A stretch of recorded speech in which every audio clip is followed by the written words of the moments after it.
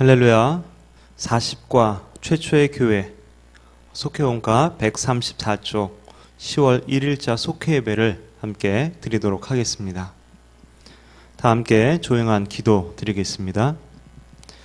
땅과 거기 충만한 것과 세계와 그 중에 거하는 자가 다 여호와의 것이로다. 우리의 주인 되신 하나님, 전능자 되신 주님께서 우리의 주인이시기에 오늘도 우리가 평안하고 또한 감사함이 넘칩니다. 이 시간도 평안함 가운데에 예배하오니 주의 뜻을 온전히 따르게 하여 주옵소서. 함께하여 주신 줄 믿사옵고 예수님의 이름으로 기도드립니다. 아멘. 찬송가 482장, 새 찬송가는 364장, 내 기도하는 그 시간 함께 찬양 드리겠습니다.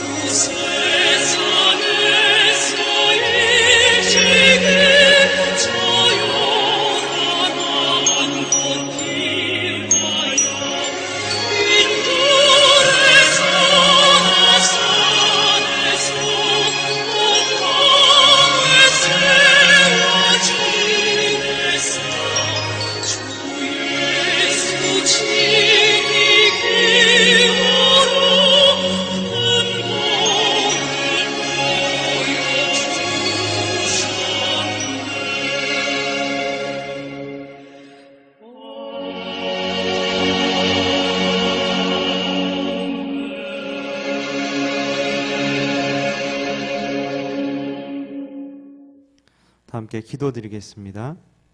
하나님 감사합니다. 속회 식구들이 함께 모이지는 못하지만 주님과의 만남의 시간을 갖게 하시니 감사를 드립니다. 특별히 지난 주간 추석 명절을 보내면서 더욱 가족과 친지들을 위해서 기도하게 됩니다. 믿음의 가정과 가문으로 세워 주옵소서. 악한 영들이 떠나게 하시고 오직 하나님만이 주인 되어서 다스리시는 가정과 가문 되게 하여 주옵소서. 주님으로 인해 소망이 넘치고 주의 사랑이 가득한 행복한 가정들 되게 하여 주옵소서. 가을의 풍성한 열매들처럼 가정마다 복된 열매들이 가득하게 하여 주옵소서. 또한 우리의 삶에도 하나님 기뻐하시는 열매들을 맺으며 이웃과 함께 나누는 삶이 되게 하여 주옵소서. 마무리되어 가고 있는 성전 건축이 함께 하사 모든 공정이 아름답게 깔끔하게 마무리되게 하여 주시고 지역사회에 선한 영향력을 나타내게 하여 주옵소서. 교회와 속회와 우리 모두도 바른 말씀 가운데 굳센 믿음으로 힘찬 삶을 살아가게 하여 주옵소서. 주님과 동행하며 성령 충만한 삶이 되게 하여 주옵소서. 특별히 대입을 앞둔 자녀들을 기억하시고 지혜와 명철과 건강을 더해 주시고 하나님의 선하신 인도하심을 누리며 평안케 하여 주옵소서. 이 시간 예배하며 말씀을 들을 때에 깨닫게 하시고 결단하는 은혜의 시간 되게 하여 주옵소서. 모든 것 감사드리며 예수님의 이름으로 기도드립니다. 아멘. 오늘 주신 하나님의 말씀은 사도행전 2장 37절에서 47절까지의 말씀입니다. 사도행전 2장 37절부터 47절까지의 말씀을 제가 함께 읽겠습니다. 저희가 이 말을 듣고 마음에 찔려 베드로와 다른 사도들에게 물어 가로되 형제들아 우리가 어찌할꼬 하거늘 베드로가 가로되 너희가 회개하여 각각 예수 그리스도의 이름으로 세례를 받고 죄 사함을 얻으라. 그리하면 성령을 선물로 받으리니 이 약속은 너희와 너희 자녀와 모든 먼데 사람 곧 주 우리 하나님이 얼마든지 부르시는 자들에게 하신 것이라 하고 또 여러 말로 확증하며 권하여 가로되 너희가 이 패역한 세대에서 구원을 받으라 하니 그 말을 받는 사람들은 세례를 받음에 이날에 제자의 수가 3,000이나 더하더라. 저희가 사도의 가르침을 받아 서로 교제하며 떡을 떼며 기도하기를 전혀 힘쓰니라. 사람마다 두려워하는데 사도들로 인하여 기사와 표적이 많이 나타나니 믿는 사람이 다 함께 있어 모든 물건을 서로 통용하고 또 재산과 소유를 팔아 각 사람의 필요를 따라 나눠주고 날마다 마음을 같이하여 성전에 모이기를 힘쓰고 집에서 떡을 떼며 기쁨과 순전한 마음으로 음식을 먹고 하나님을 찬미하며 또 온 백성에게 칭송을 받으니 주께서 구원받는 사람을 날마다 더하게 하시니라. 아멘. 오순절 성령이 제자들에게 임한 뒤에 성령으로 충만한 베드로는 예루살렘에 있는 유대인들에게 설교를 했습니다. 그는 사람들이 십자가에 못 박아 죽인 예수님을 하나님께서 죽음의 고통에서 불어 살리셨다라고 선포했습니다. 부활의 사건은 하나님께서 예수님을 주와 그리스도로 삼으셨음을 증명한 사건으로 증거했습니다. 이 설교를 듣고 마음이 찔린 많은 사람들이 회개하고 또한 세례를 받았습니다. 그 수가 약 3,000명 정도 되었다고 성경은 기록해주고 있습니다. 그리고 열심히 모인 그들을 중심으로 최초의 교회가 생기게 된 것입니다. 그래서 교회의 시작을 보통 성령 강림 주일이다 이렇게 말하게 되는 것이죠. 우리가 보통 이 교회를 초대교회 이렇게 부르게 되고 또한 많은 교회들이 초대교회로 돌아가자라는 표를 외치기도 합니다. 자, 그럼 중요한 것은 이 초대교회 최초의 교회는 과연 어떤 공동체였을까요? 이 말씀을 통해서 우리는 이제 새 성전 입당을 준비하면서 어떤 교회가 될 것인가, 어떤 교회가 되어야 할 것인가에 대해서 생각해 보아야 합니다. 그리고 지금 코로나 시기 가운데 교회가 교회로서 신앙 공동체가 존재하도록 하는 요소는 무엇이 있으며 그것은 어떻게 우리 삶에 적용할 수 있는가에 대해서 우리가 함께 생각해 보고 기도하면서 실천할 수 있어야 할 것입니다. 첫 번째로 초대교회는 마음과 삶을 나누며 교제하는 그런 공동체였습니다. 베드로의 설교를 듣고 모이기 시작한 사람들은 처음 교회를 이루며 열심히 교제를 했습니다. 오늘 본문의 44절, 45절을 보면 믿는 사람이 다 함께 있어 모든 물건을 서로 통용하고 또 재산과 소유를 팔아 각 사람의 필요를 따라 나눠 주었다라고 기록해 주고 있습니다. 그들이 함께 있고 또 모든 물건을 서로 통용하고 서로 각자 필요한 대로 그 필요를 채워주고 마음을 같이 했다라고 기록하고 있습니다. 교제하는 공동체의 모습을 아주 잘 보여주고 있는 것입니다. 근데 한편으로는 어떻게 이렇게까지 할 수 있을까 하는 그런 생각이 들기도 합니다. 이에 대해 사도 바울은 교회를 그리스도의 몸이라고 말합니다. 고린도전서 12장 27절에 보면 너희는 그리스도의 몸이요 지체의 각 부분이다 라고 말합니다. 교회가 한 몸이다 라고 생각하게 될 때에 마음과 삶을 나누는 진정한 교제가 가능하게 된다라는 것입니다. 우리 성도들은 그리스도의 몸인 교회를 구성하는 여러 지체와 같습니다. 그러므로 한 몸을 구성하는 성도들이 함께 교제하고 서로를 돌보는 일은 매우 정상적이고 너무나 당연한 일인 것이죠. 서로 다른 배경과 경험과 환경을 가졌다 하더라도 함께한 예수님을 믿는 한 몸이기 때문에 서로에게 관심을 갖고 돌보는 것은 아주 마땅한 일입니다. 우리 몸의 어느 부분이 아프면 몸 전체가 아프고 함께 힘들게 되지 않습니까? 마찬가지로 한 몸인데 서로 돌아보지 않는다라는 것은 그것은 매우 비정상적이고 이상한 일인 것이죠. 최초의 교회처럼 우리도 마음과 삶을 나누는 그런 공동체를 이루며 주 안에서 하나가 되어져야 합니다. 비록 코로나의 상황이지만 전화나 카톡이나 줌이나 아니면 1대1로 만나면서 깊이 있게 교제를 하는 그런 시간들을 우리가 만들어갈 수 있어야 합니다. 코로나인데 모이면 안 된다 하지만 연락도 하지 말라는 것은 아닙니다. 교제도 하지 말라는 것은 아닌 것이죠. 방역 지침을 지키면서 모일 수 있는 방법들을 생각하여서 교제의 폭을 넓혀 나갈 수 있어야 합니다. 다시 한번 교회는 마음과 삶을 나누는 교제 공동체임을 우리가 기억하며 실천할 수 있어야 하겠습니다. 두 번째로 최초의 교회는 예수님을 기억하며 예배하는 그런 공동체였습니다. 46절에 보면 날마다 마음을 같이하여 성전에 모이기를 힘쓰고 집에서 떡을 떼며 기쁨과 순전한 마음으로 음식을 먹고 라고 기록합니다. 처음 교회는 떡을 떼는 공동체였습니다. 떡을 떼어 주시던 예수님의 말씀을 기억했기 때문에 그들도 역시 떡을 떼며 함께 있었던 것이죠. 누가복음에 보면 예수님 떡과 포도주를 나누어 주시면서 이것은 너희를 위하여 주는 내 몸이라 너희가 이를 행하여 나를 기념하라 말씀하십니다. 이 가르침을 쫓아 떡을 떼던 것이 기독교 예배의 아주 중요한 기초가 되었던 것이죠.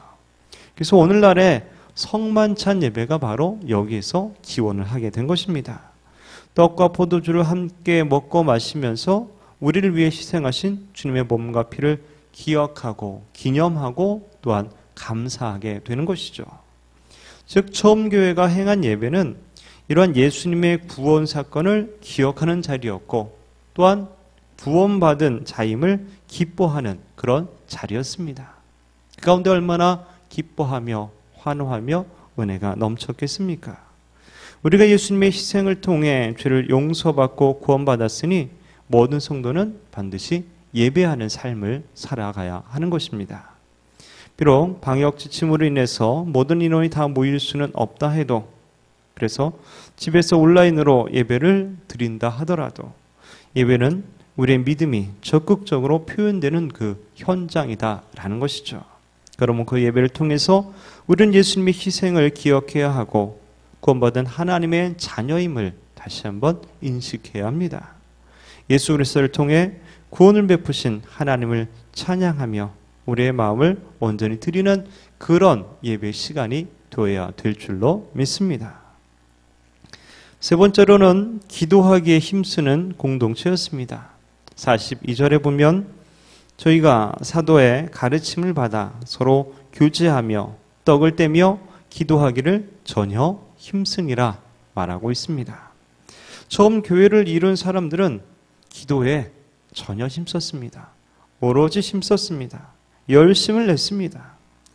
성령이 임하시기 전에도 제자들과 성도들은 온전히 하나가 되어 기도에 힘쓰고 있었습니다. 사도행전 1장 14절에 보면 여자들과 예수의 모친 마리아와 예수의 아우들로 더불어 마음을 같이하여 전혀 기도에 힘쓰니라. 가룟 유다를 대신해 12사도에 들어갈 사람을 선택할 때도 제자들은 기도에 열심을 냈습니다. 사도행전 1장 24절에 보면 저희가 기도하여 가로되 무사람의 마음을 아시는 주여 이 두 사람 중에 누가 주의 택하신 바 되어. 이 외에도 사도행전은 기도하는 장면이 매우 많이 나타나고 있습니다. 처음 교회를 지탱하는 큰 힘은 바로 성도들의 기도였던 것이죠. 교회 공동체는 하나님의 뜻을 구할 때, 때론 용기가 필요할 때, 또한 어려움이 닥쳤을 때 어떤 일에도 어김없이 항상 늘 기도했던 공동체였습니다.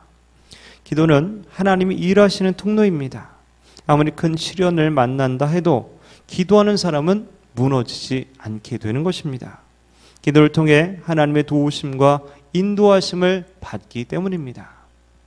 교회는 숨을 쉬듯 자연스럽게 기도하는 공동체가 되어 가야 합니다. 특별히 성전 건축 마무리 공사를 위해서, 또한 새 성전 입당을 위해서, 그리고 입당 후에 주의 교회가 든든히 서가며 더욱더 하나님의 뜻대로 쓰임받기 위해서 우리는 열심을 내서 기도해야 합니다. 새 성전 입당을 위한 릴레이 중보 기도에 함께 동참해서 열심히 기도하는 저 여러분 되었으면 좋겠습니다. 사랑하는 성도 여러분, 건강한 교회에는 마음과 삶을 나누는 진정한 교제가 있고 또한 예수님을 기억하는 참된 예배가 있으며 깊이 있는 기도가 함께 했습니다. 최초의 교회는 공동체를 무너뜨리려는 위협들을 많이 겪었지만 그럼에도 열심히 교제하고 예배하며 꾸준히 기도하는 신앙을 가졌기 때문에 건강한 교회로 일어설 수 있게 되었던 것입니다. 우리 교회도 이 최초의 교회를 닮아서 교제 공동체, 또한 예배 공동체, 그리고 기도 공동체를 이루어 가야 할 것입니다. 바라기는 코로나의 상황에도 그리고 새 성전에서도 여전히 이어나가야 할 이 중요한 가치를 놓치지 않고 굳건하게 든든하게 서가는 저와 여러분 되시기를 주님의 이름으로 축원합니다. 이 시간 함께 기도하기를 원합니다. 신앙의 교제 범위를 넓히기 위해서 내가 누구와 연락하고 교제하고 만나야 될까? 예배와 기도에 집중하고 있는지 돌아보고 다시 한번 결단하면서 기도하시고, 성전 건축 마무리 공사와 새 성전 입당을 위해서 또한 입당 후에 초대교회처럼 교제와 예배와 기도의 공동체로 세워지도록 기도하시고, 나라 민족 교회에 속해 그리고 직장과 사업장, 가정과 자녀들을 위해서 함께 기도해 주시고, 부탁받은 기도와 선교지와 선교사, 어려움 당한 나라들을 위해서 함께 기도했으면 좋겠습니다. 기도하십시다. 하나님 아버지 감사드립니다. 주님, 시간도 예배드리며 함께 기도할 수 있는 은혜의 시간을 허락하시 감사를 드립니다. 우리 신앙의 교제가 주님 잘 이루어지고 있습니까? 교제 공동체로서 제가 잘 하고 있습니까? 주님 돌아보게 하여 주시어서 누구를 만나고 또 누가 교제하고 또 어떤 어려운 이들을 위로하고 격려하고 세워줘야 될지 주님 깨달아 알게 하여 주시옵시고 실천할 수 있도록 도와주옵소서. 코로나라고 하면서 또한 후회되며 아무것도 안 하는 것이 아니라 이럴 때일수록 오히려 어렵고 힘들어한 일을 돌아보며 또 그들의 필요를 채워주고 또 격려하고 또 세워주는 진정한 교제 공동체로 설 수 있도록 도우시고 인도하여 주옵소서. 또한 예배와 기도에 집중하고 있는지 돌아보기 원합니다. 예수 그리스도를 기억하는 그런 예배가 되게 하시고 깊은 기도를 통하여서 하나님의 역사를 이루는 온전한 기도자로 세워질 수 있도록 도와주옵소서. 그리 새 성전 입단을 위해서 또 공중 마무리를 위해서 이 땅 위에 귀하게 쓰일 것들을 위해서 우리가 진정으로 기도하게 하여 주시옵시고 기도를 통해서 역사하시는 하나님의 놀라운 일들을 경험하며 반증하는 그들의 삶이 될 수 있도록 도우시고 인도하여 주시옵소서.